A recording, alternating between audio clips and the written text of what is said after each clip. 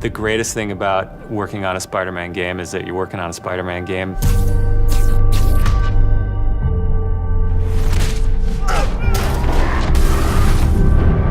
The hardest thing is that it's a Spider-Man game. We really care about storytelling here at Insomniac. And I think that's how we go into every day we come here. There's this push to really get it right. One of the most compelling things about Spider-Man is just when Peter Parker and Spider-Man's worlds collide. And we've tried really hard to weave the two stories together to create a story that is not necessarily just a superhero story, but a human story as well.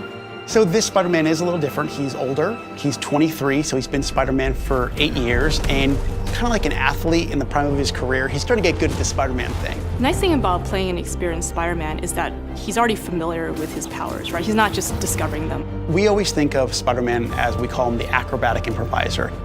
He's looking for not only how he can take advantage of the way the enemies are positioned, but what around him. Could he use this object to grab with his webs and throw at an enemy? We want people to not only see the enemies in front of them, but the environment around, to take advantage of both of them. He also knows that the criminals out in the city know how he works as well, so he's got to mix it up. So even though he is more experienced, the challenges are going to be bigger than he's ever faced before. Spider-Man has a rich history of having great stories. The core of our story is this duality between being Peter Parker and being Spider-Man.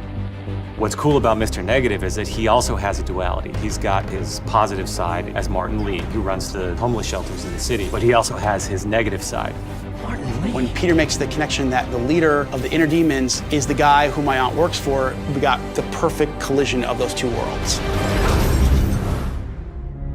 So many people have their own vision of what Spider-Man should look like, what he should sound like, and in the end, we just have to put a new and fresh twist on who he is. And for us, it's really, really important to deliver those big spectacle moments, those near impossible scenarios that only someone like Spider-Man can survive, and put you in that action.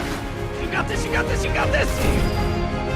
We understand what this character means to people in here, and we're making this game with a lot of heart, and we're going to do whatever it takes to give people the ultimate Spider-Man experience, the game that they've been waiting for.